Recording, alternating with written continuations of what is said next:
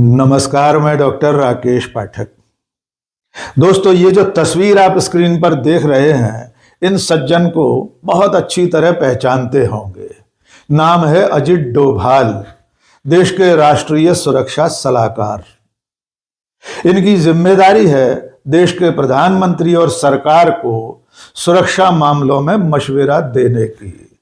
इन्हें देसी James bond भी कहा जाता है।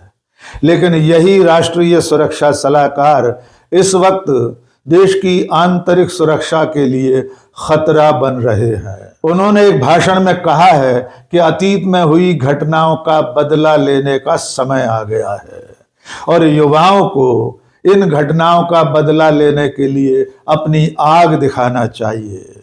अजित डोभाल कह रहे हैं कि अतीत में हमारी सभ्यता को नष्ट किया गया, मंदिर लूटे गए, गांव जलाए गए, बुजुर्गों को और पुरखों को बहुत कुछ सहन करना पड़ा और अब इसका बदला लेना है। उनके इस भाषण से ये सवाल खड़ा हो गया है कि कहीं अजित डोभाल देश में आग तो नहीं लगवाना चाहते। आइए सबसे पहले अजित डोभाल का भाषण सुन लीजिए, उसके बाद उनसे सिलसिलेवार कुछ सवाल करेंगे। नई दिल्ली में भारत मंडपम में विकसित भारत यंग लीडर्स डायलॉग 2026, इस आयोजन में अजित डोभाल मुख्य वक्ता थे। वहां उन्होंने जो कुछ कहा है उसे सुनने के बाद आप भी यही सवाल पूछेंगे कि कहीं अजित डोभाल देश में आग तो नहीं लगवाना चाहते। आइए सुनिए अजित डोभाल ने क्या कहा। सदियों तक हमारे पूर्वजों ने इसके लिए बहुत कुर्बानियां सही। हमारे गांव जले, हमारी सिविलाइजेशन को समाप्त किया गया, हमारे मंदिरों को लूटा गया और हम एक मूक दर्शक की तरह असहाय होकर इसको देखते रहे। ये इतिहास हमें एक चुनौती देता है कि ये उस भारत का आज हर युवक के अंदर वो आग होनी चाहिए। हमें अपने इतिहास का प्रतिशोध लेना है। हमने इस देश को फिर वहां पहुंचाना है जहां पर हम अपने हक, अपने विचार और अपनी आस्थाओं के आधार पर एक महान भारत का निर्माण कर सकते। आइए अब सबसे पहले अजित डोभाल से कुछ सवाल पूछ लेते हैं। सबसे पहला सवाल तो ये है कि वे किस दौर की बात कर रहे हैं, अतीत के या इतिहास के किस कालखंड के बारे में बता रहे हैं और कब के लिए बता रहे हैं कि हम असहाय थे, हमारे मंदिर लूटे जा रहे थे, हमारी सभ्यता नष्ट की जा रही थी, हमारे गांव जलाए जा रहे थे।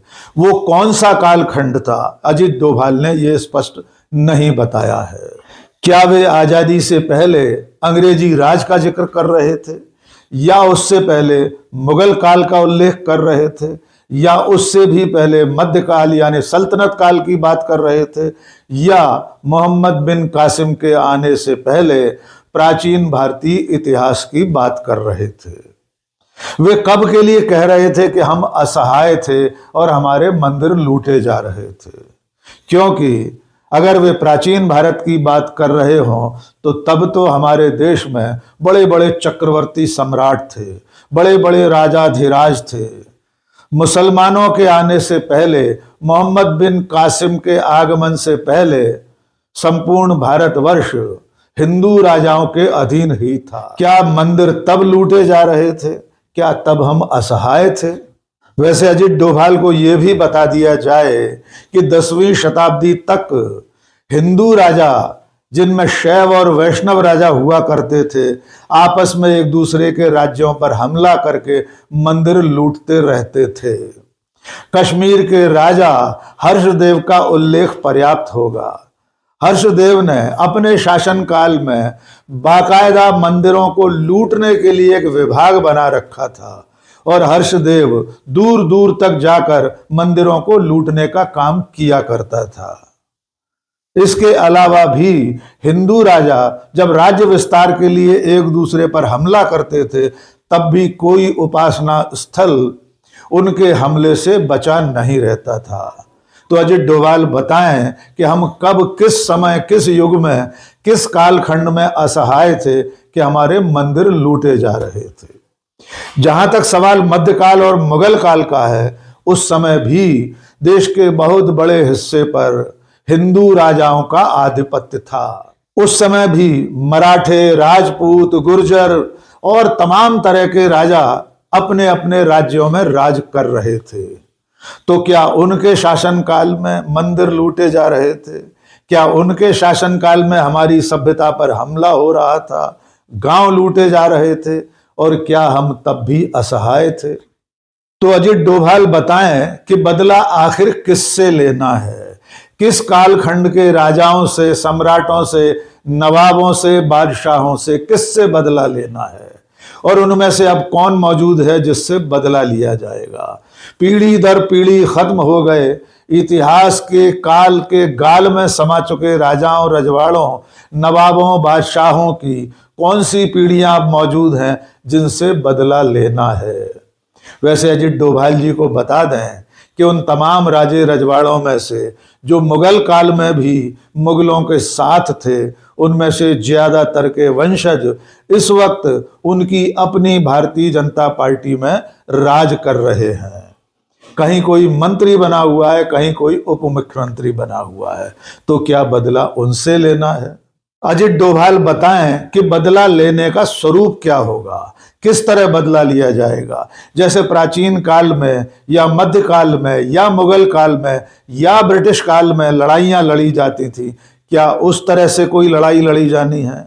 उसके लिए कैसा सैन्य संगठन होगा, कौन लड़ने जाएगा, कौन उसका नेतृत्व करेगा, और क्या ये लड़ाई सिर्फ भारत तक लड़ी जाएगी या इसके लिए बाबर से बदला लेने हमारा कोई हरावल दस्ता समरकंद बुखारा जाएगा?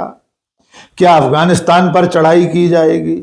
आखिर ये लड़ाई, ये बदला कब, किससे, कैसे, किस स्वरूप में लिया जाना है, इसका जवाब तो अजित डोभाल को देना ही होगा। अब बात करते हैं युवाओं में आग की। अजित डोभाल देश के युवाओं में आग देखना चाहते हैं।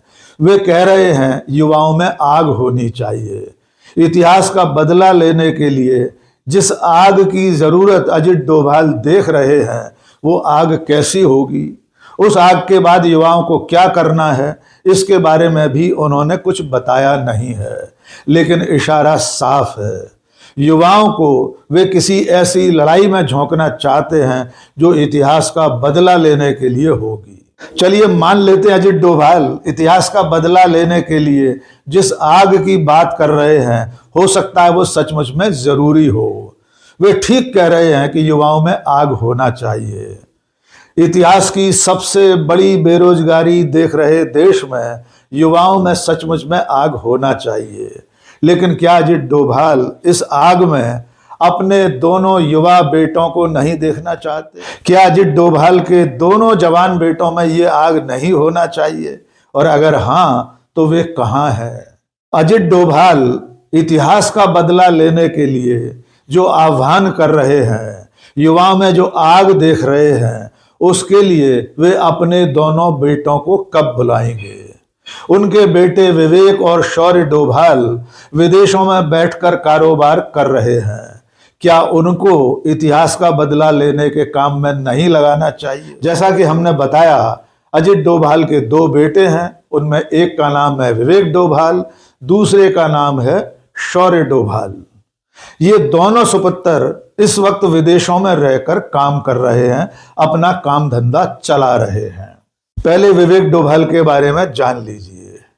ये भारत की नागरिकता छोड़ चुके हैं, इस वक्त ब्रिटिश नागरिक हैं। इनकी कंपनी का नाम है GNY एशिया फंड। ये एक हेज फंड कंपनी है जिसका रजिस्ट्रेशन केमन आइलैंड्स में है, जो कि दुनिया का जाना माना टैक्स हेवन है। यानी विवेक डोभाल को भारत और भारत के अतीत की घटनाओं से कोई लेना देना नहीं है। वे इतिहास का बदला लेने के लिए अपनी आग लेकर भारत नहीं आने वाले। ये हैं दूसरे सुपुत्र शौर्य डोभाल। शौर्य डोभाल भी भारत में नहीं रहते हैं, इनका कारोबार भी पूरी दुनिया में फैला हुआ है। एक टॉर्च इन्वेस्टमेंट नाम की कंपनी है जिसके MD हैं शौर्य डोभाल। और जानते हैं इस कंपनी का मालिक कौन है? इस कंपनी के मालिक हैं सऊदी प्रिंस मिशाल बिन अब्दुल्ला अल सऊद। यानी शौर्य डोभाल और विवेक डोभाल भारत से बहुत दूर हैं, नवे भारत के इतिहास के साथ हुए अत्याचारों का बदला लेने आ रहे हैं, न युवा होते हुए अपनी आग दिखाने के लिए तैयार हैं। लेकिन अजित डोभाल चाहते हैं कि देश के युवा अपने भीतर की आग को दिखाएं और इतिहास का बदला लेने सड़कों पर उतर आएं। तो हम अपने 3 सवाल एक बार फिर दोहरा देते हैं। अजित डोभाल बताएं कि अतीत के किस कालखंड में हुए अत्याचारों का बदला लेना है। नंबर 2, बदला किस तरह लिया जाएगा? क्या किसी तरह का युद्ध छेड़ा जाएगा? तो युद्ध किसके खिलाफ होगा? नंबर 3, वे युवाओं में आग देखना चाहते हैं, तो उस आग में, उस संग्राम में, इतिहास का बदला लेने के उस महायुद्ध में अपने बेटों को कब बुलवा रहे हैं? उनके बेटे इस लड़ाई में कब शामिल होंगे? और सबसे जरूरी बात, अजित डोभाल ने अपने भाषण के अंत में इशारों में सिर्फ इतना कहा है कि बदला लेने का आशय हिंसा नहीं है।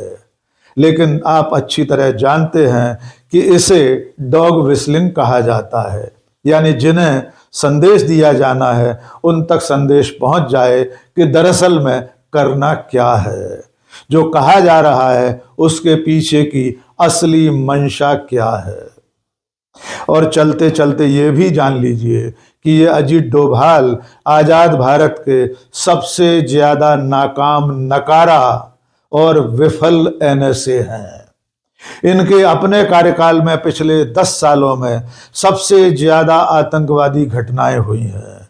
कश्मीर से लेकर राजधानी दिल्ली तक आंतरिक सुरक्षा लगातार खतरे में रही आई है। लेकिन अजित डोभाल इस वक्त इसी सुरक्षा के लिए खतरा बनते जा रहे हैं। वे देश के युवाओं के भीतर आग देखकर उस आग को भड़काना चाहते हैं। और क्या वे सचमुच देश में आग लगवाना चाहते हैं? इन तमाम सवालों के जवाब अजित डोभाल से चाहिए।